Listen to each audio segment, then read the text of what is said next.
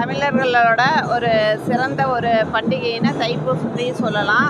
இப்போ கடந்த 50 வருஷமாக தைப்பூசம் இங்கே தேர் நடக்காமல் இருந்தது. இப்போ ஒரு 2 வருஷமாக தான், போன வருஷம் இந்த வருஷம் தான் தேர் நடக்குது. இன்றைக்கி ரொம்ப தைப்பூசத்தை முன்னிட்டு வெகு சிறப்பாக முருகர் தேர் நடக்குது. எல்லாம் பொதுமக்கள்லாம் ரொம்ப ஆர்வமாக வந்து கண்டுகளிச்சிட்டு இருக்கிறோம்.